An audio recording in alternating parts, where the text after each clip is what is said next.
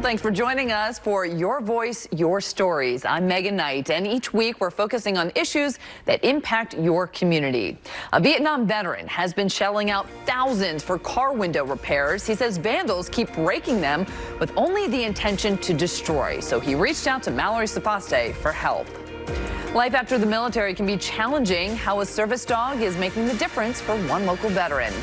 But first, how the city of Annapolis is helping to memorialize a young man who loved riding his skateboard. Michael Barish remembers trying baseball and football and soccer. But this is what captivated his son Tamarin, skateboarding. He really took to skating, and that's pretty much all he did. We went away, the skateboard came with us. Went on family vacations, the skateboard came with us. And he was probably here literally every weekend. Here at Truxton Skate Park in Annapolis, Pure Board Shop owner Joshua Blorstad recalls. Tamarin was a customer, friend, and a big part of the community. I mean, he used to be back here at Truxton Skate Park, the original one, sweeping up, working with the local Parks and Rec crew and making sure to take care of the skate park. Just over 3 years ago, the Barishes and this community lost Tamarin. He was 20 years old. This year, his frequent skate spot will look much different. The very active overhaul of Truxton Skate Park. The family was really dogged and steadfast on making sure that his memory continued. And so they started with a GoFundMe. And here we are today, some years later, but the ground is already broken, and they're going to have a complete concrete skate park. Thousands of dollars in upgrades are underway. Tamarin's family raised thousands online and lobbied lawmakers for help.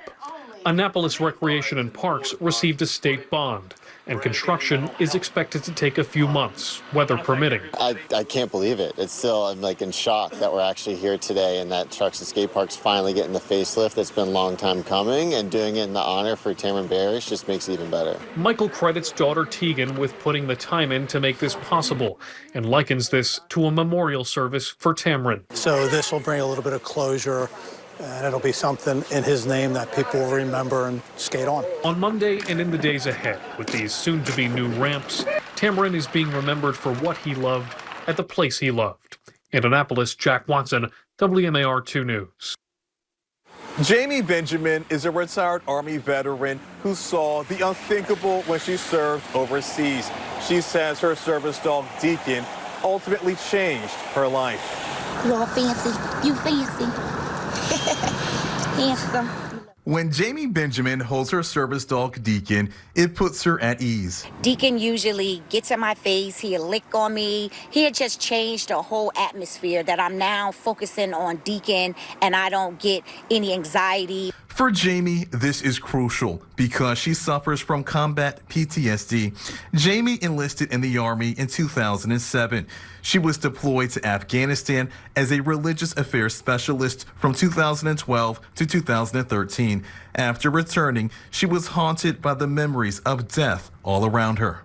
And I could just tell that I wasn't the same, from hyperventilating, anxiety, just literally mentally distraught. Through Canines for Warriors, Jamie was able to get Deacon in 2018. Jamie says before Deacon, she didn't want to go anywhere. I didn't go out anymore. I was depressed. I just was very isolated. But when I received Deacon, I mean, I'm able to travel. We go places.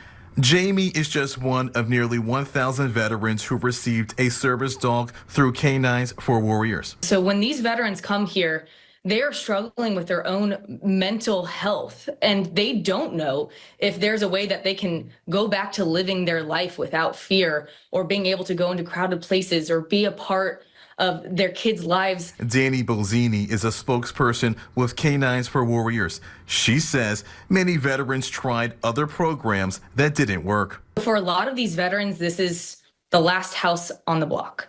This is their last-ditch effort to find something that works for them. Jamie is an ambassador for Canines for Warriors and wants to help others like herself. I could help you through the situation and help you to get a service dog if that's the choice that you choose to make. Jamie is studying rehab services at Coppin State University. Her ultimate goal is to help veterans with disabilities. In Baltimore, I'm Jonathan Hunter for WMAR 2 News. These vandals don't seem intent on stealing anything, just causing destruction, and it's at the expense of Rick Jones. He now sits on his porch hoping to catch them before they cost him any more money. I'm almost like being back in Vietnam. I'm sitting out here watching to see who come past. Richard Jones Sr. has lived in the southwest Baltimore community the last 30 years, but in the past 2, he's had to keep watch. But it's just the wrong time. You know, it's just the wrong time. He's looking for the people who keep breaking his car windows. He says he spotted them once, 3 young boys who ran off when he tried to confront them. This is the rock. They threw this window. His 3 cars have been hit 5 times in the last 2 years, including last Wednesday when his window was shattered again at around 2 in the afternoon. My wife called me and said, they broke your window again. I said, damn it. And it's a significant cost, $500 per insurance claim, which he's stopped filing over concerns his insurer will drop him. I haven't got that one fixed, and I haven't got my son's car fixed. You know, I just buried my son. It cost me $25,000. Adding to his frustrations, he doesn't know why they're doing this, other than to cause destruction. They just throwing rocks at the cars and leaving. You know, I don't understand that. I don't got a lot of money, but I'd be damned if I got to keep putting up with these breaking the windows in the cars. Not only my cars, but the neighborhood. In addition to Rick's 3 police reports, there have been at least 10 others in his neighborhood, including last May, where his neighbors around the corner saw their cars damaged, a whole row of them. It was a major inconvenience, you know, and $200 and $300 out of your pocket is a lot. And also the loss of peace and not knowing if they're going to come back again. It's clear they have. Driving around this Irvington neighborhood, we saw other car windows sealed with plastic and shattered glass on the road. If it's not Rick, it seems to be a different neighbor dealing with this frustration. I just would like to see more of a police presence. I'd like to see maybe more officers on foot. I just want to see that those of us who pay taxes and live here matter. Baltimore police told us Southwest District officers have conducted over 1,000 business checks and 503 foot patrols in the Irvington community alone this year. And they will be increasing patrols in the area to deter these instances and to hopefully relieve Rick, who remains at his post, keeping watch. I'm going to never get that money back. And I'm still on edge. I might come out here 3 or 4 times to sit out here just to see what's happening. Rick has a Ring camera, but it's set far back from the street and hasn't caught the culprits yet. A police spokesperson told us in addition to the increase in patrols, members of the department will be attending the upcoming Irvington community meeting, and residents are invited to attend the monthly Southwest District Commander meetings. Mallory Safaste, WMAR 2 News. Subscribe to WMAR 2 News on YouTube for daily videos.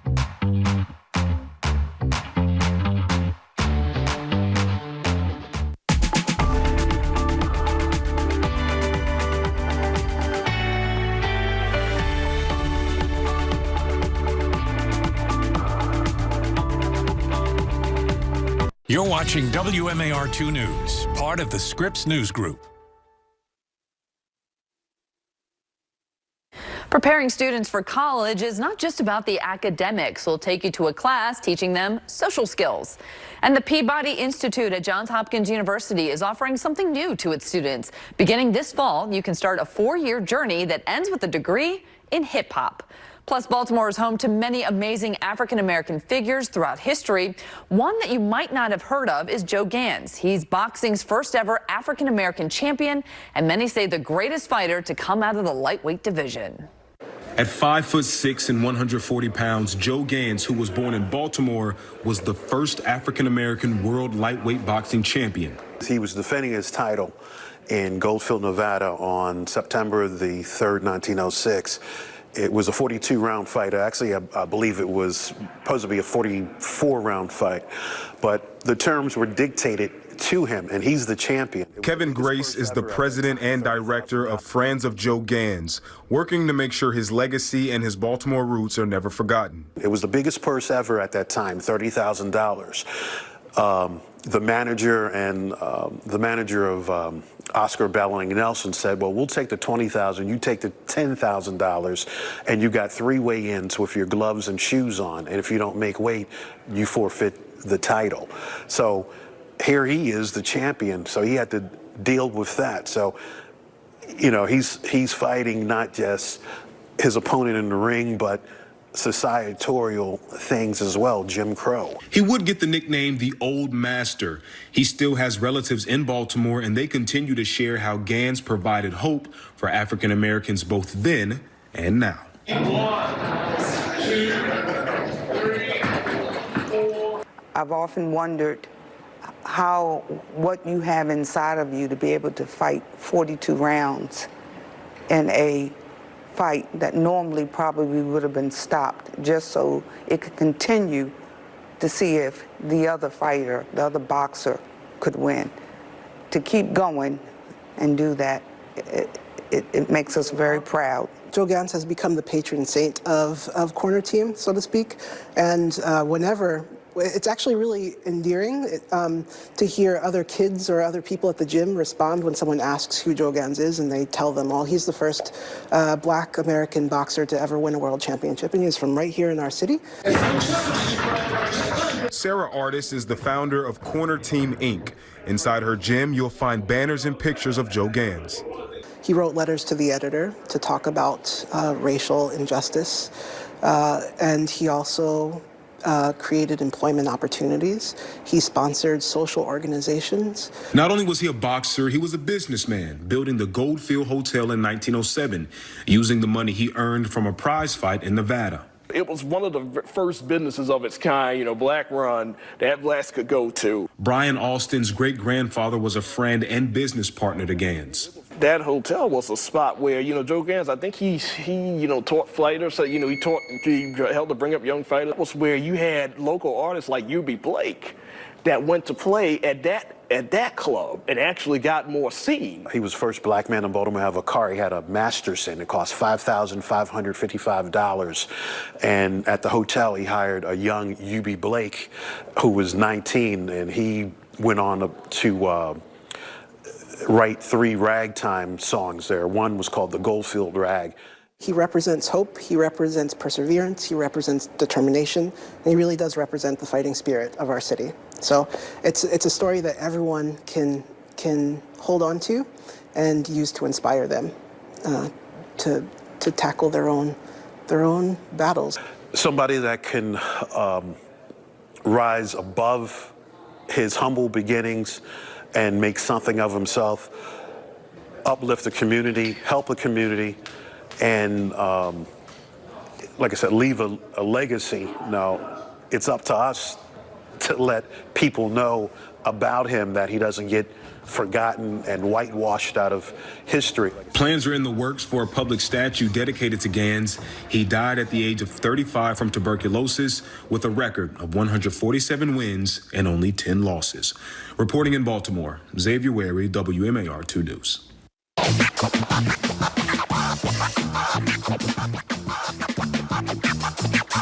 You are now listening to A Master at Work. A focus followed by a release. In his flow, in his element. For Wendell Patrick, this is home. No, really, this is his actual home. And with a setup like this, you can imagine he eats, drinks, and sleeps music. Usually I'm making music in my head. I think some of the most fun that I have is when I'm by myself in my studio, and it's like unlocking another level. An award-winning beat maker, composer, producer, and classically trained pianist. And when he's not in this studio, he's probably down the street in his other one. At the Peabody Institute at Johns Hopkins. They usually call me Professor Patrick. Sometimes they call me Wendell, which is fine. This is also his classroom, where he's doing something that's never been done, launching the first ever bachelor's degree in hip-hop. A Bachelor of Music degree in hip-hop with 4 specific specialties. You can come in and major as a turntablist, as a rapper, as a beatboxer, or as a producer. It's really a performance degree. It's the first of its kind. Like any other degree program, of course, he needs a staff. It helps if they have a decent resume. Well, how about an MIT professor with a Grammy, a couple of chart-topping hits, and just happens to be one of the most respected rap artists in the hip-hop culture?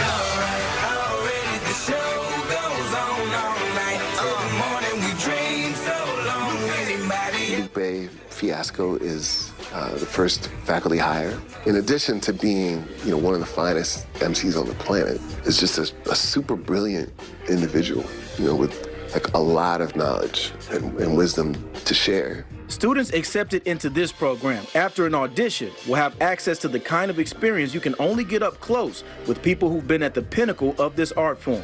But you have to come ready to immerse yourself in the genre. When people think of hip hop, the first image that usually comes to mind is somebody rapping, which makes sense. That's the person that's actually like speaking directly to you, is looking at you. But all of the sonic elements that are behind, or let's say around, the lyrics. Those elements have gifted him with a career, allowing him to travel around the world and perform alongside some of his heroes, the pioneers he hopes to make proud.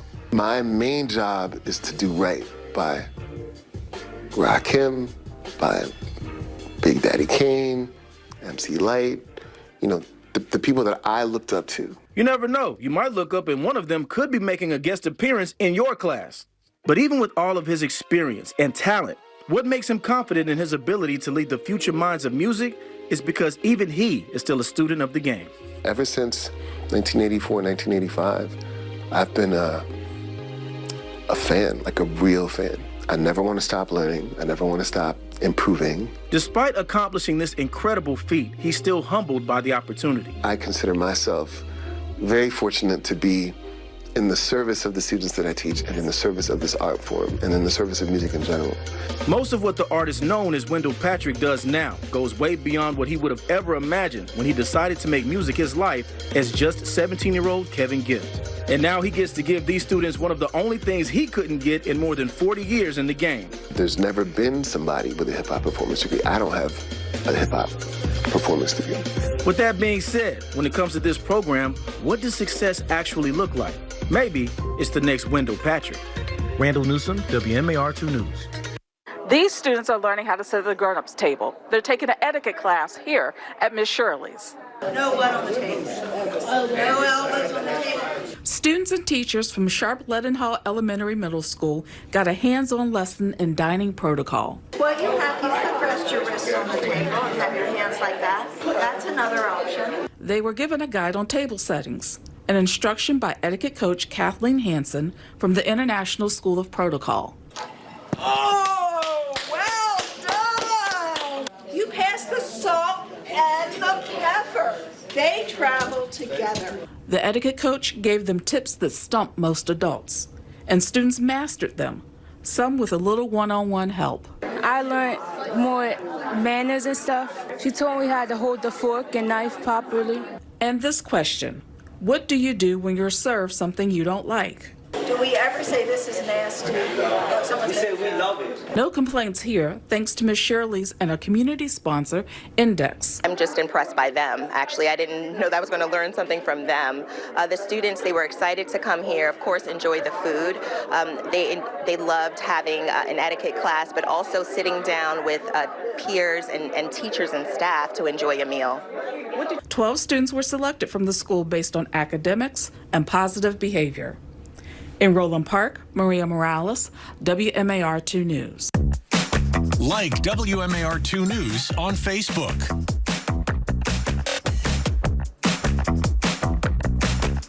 Follow WMAR2 News on Instagram and have instant access to top headlines, weather updates when you need them, and informative content connecting you to your community. The recovery continues from those massive wildfires in Los Angeles. More help is on the way, all thanks to several local nonprofits. Just outside the doors of La Chow is where hundreds of items were separated and boxed up, ready for shipment. Brandon Phillips says after the massive fires in California, he felt the need to help out in some way. There's a professor at Morgan State that I work closely with. He actually has a house in Altadena, and he showed me the pictures of his house being burnt down. And I told him about the initiative, how can we support, how can we help? And I want to to take the magnitude of what we have here, there. Stat DC, Future Think Hub, and LaChow, along with partnerships from distributors like Amazon, Target, and Walmart, gathered large amounts of essential and non-essential items and food to send to California. So our goal is not just to feed you, because one, you don't even have a house. So we're picking items that you can still cook if you have a new home to live in, but also you can just eat on the go. We also are putting together items that help you rebuild your house. Items like air mattresses, health and wellness products, comforters, electronics, and so much more. All those things that accumulate over time that people can't afford to just go and drop everything they have to go buy again. So we want to make sure they have some of those foundational things that they need to actually sustain their households. Phillips says he wants people to remember that although the fires were put out, many people are still left with nothing. Anyway, we're not looking for nothing really in return. We might ask for some support so we can continue to do it, but it feels amazing to see someone see that someone's thinking about him. He also says he wouldn't be able to do any of this if it wasn't for the partnerships he has. I have a group of people that tolerate my craziness. I might want to do something that seems impossible, and I say impossible isn't impossible until you start it. And Phillips is not stopping there. He says he also plans to help people dealing with the current fires in the Carolinas. As soon as we can know that the fires are out and we can have some destinations for disaster relief out in Carolina, we're going to do North Carolina and South Carolina. And that's going to be ongoing until we get these people what they need. The first shipment of items is scheduled to make it to California by March 9th. Janae Wright, WMAR 2 News. If you have stories you'd like us to cover, we would love to hear from you. Email us at storyideas@wmar.com. I'm Megan Knight. Thanks so much for joining us, and be sure to tune in again next week for Your Voice, Your Stories.